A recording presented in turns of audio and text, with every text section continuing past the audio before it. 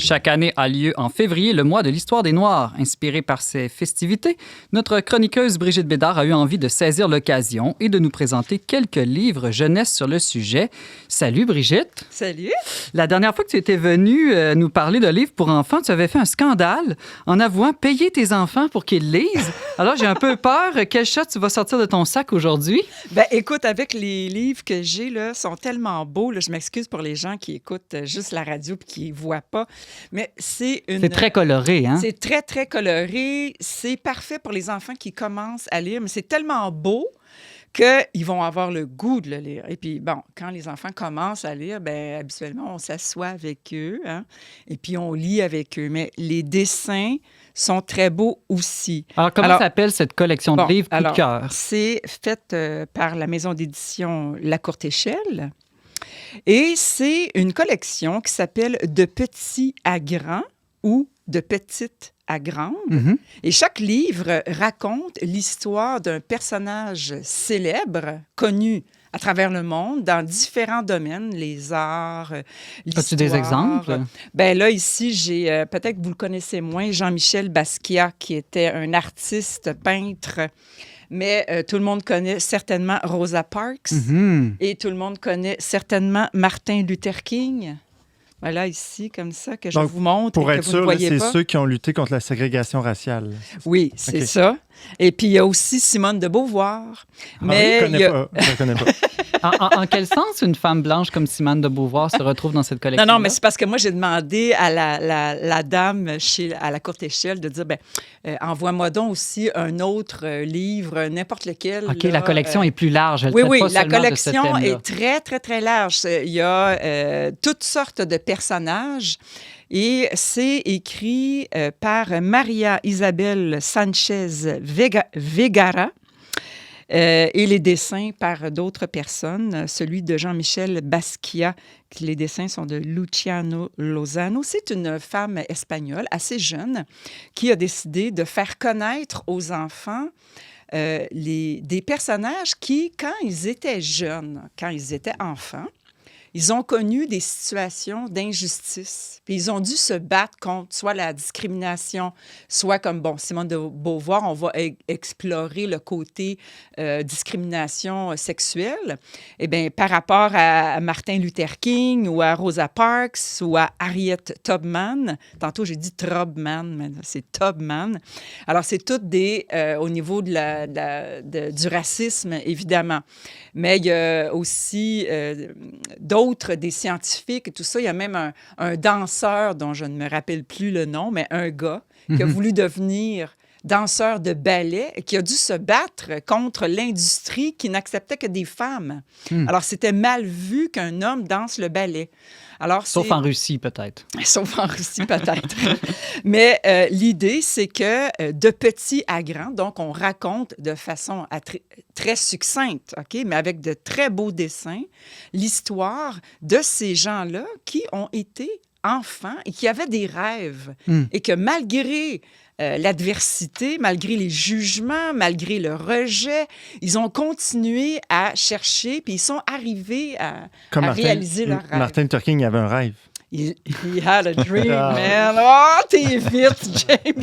Brigitte Bédard, tu nous parles de livres jeunesse, entre autres, dans le cadre du mois de février, mois de l'histoire des Noirs. Pourquoi est-ce que c'est important pour toi d'éveiller nos enfants à ces enjeux, entre autres, sur le racisme en général ou l'histoire des Noirs en particulier? Bien, en fait, je voulais vous demander, avez-vous beaucoup d'amis noirs, chers amis? À Québec, il y a un peu moins de mélange, mais à la paroisse, moi, je trouve que c'est à l'église que je fréquente, que j'ai le plus d'amis de toutes les nations, de toutes les cultures. Racisé. Exactement, tu as trouvé le bon mot, James. Et puis, nous, on a aussi le père Léandre, aussi dans le diocèse de Québec, qui est un bon ami du Verbe. Oui. Bien, c'est ça, c'est que moi, ça fait pas longtemps que j'ai des amis proches qui sont noirs, OK? C'est ma réalité. J'en connaissais de loin, mais dans la communauté dans laquelle je chemine, un peu comme toi, c'est là que j'ai vraiment eu des temps où je pouvais m'asseoir avec des personnes noires et en plus des personnes noires qui étaient immigrantes, qui arrivaient là au pays, qui arrivaient d'Afrique ou d'Haïti. et puis qui me racontaient leur réalité familiale là-bas. Et puis ici, quand ils se sont juste acclimatés, oui, c'est un peu devenu cliché. Ah, le froid, oui, mais il y en a qui sont vraiment traumatisés du froid. Puis ils repartent parce qu'ils ne sont pas capables de s'habituer. Là, est-ce que parler avec tes amis noirs, Brigitte Bédard, ça l'a confirmé ou détruit tes préjugés? Bon, j'en avais pas vraiment de préjugés. Non, mais pas nécessairement préjugés négatifs, mais tes idées préconçues sur le sujet, disons. Oui, mais non, j'en avais pas vraiment. C'était pas quelque chose... Tu sais, moi, quand j'étais jeune, j'ai été sensibilisée à la question du racisme. Très jeune, je me rappelle, ma mère, elle nous avait mis devant le téléfilm Racine, Roots. Je connais pas. Il faut faire connaître ça. C'est l'histoire de Kunta Kinte, un Guinéen qui se fait kidnapper là-bas et qui voyage par négrier et qui se fait acheter dans le Maryland. Et c'est toute son histoire et l'histoire de sa descendance à travers toutes les époques. Alors, c'est un téléfilm qui est interminable. Je pense qu'il y a 24 épisodes de 1 heure. Il y a même des petits films.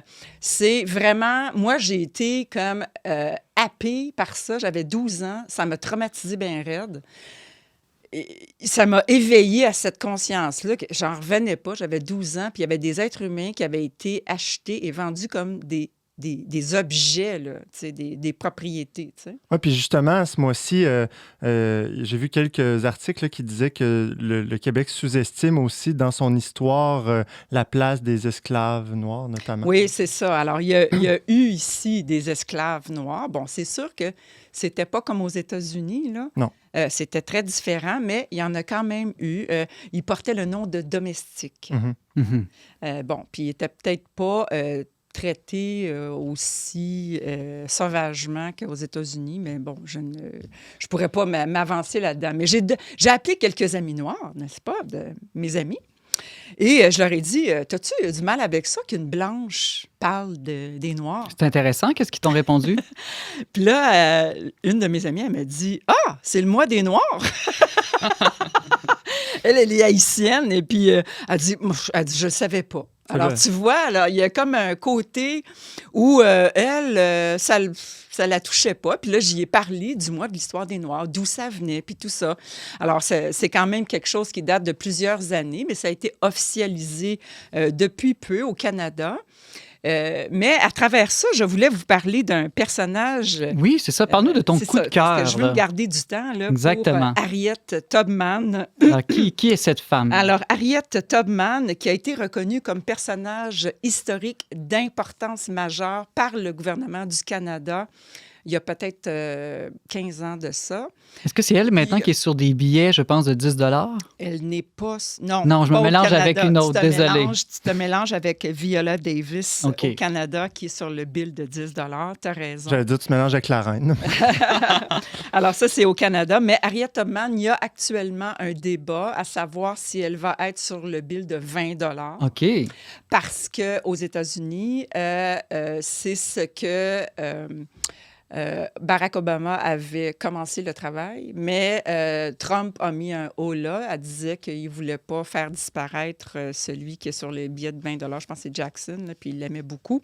Donc, il y a un débat, et puis là, évidemment, Joe Biden a remis ça sur la planche. Et là, quelle est sa vie? Quel est l'essentiel de sa vie? Harriet Tubman est née aux États-Unis, dans l'État du Maryland, et elle est née en tant qu'esclave. Toute sa vie, elle a été esclave et à l'âge de 14 ans, elle reçoit un projectile de son maître, n'est-ce pas? Et elle est blessée gravement. Et pourquoi je parle de ça, c'est que dans le film qui est paru sur sa vie en 2019 et qui s'appelle Harriet, qui est fortement... je disais, très fictif, là. On part de... C'est inspiré d'une histoire vraie. C'est ça, mais j'aime le côté mystique de ce film. OK.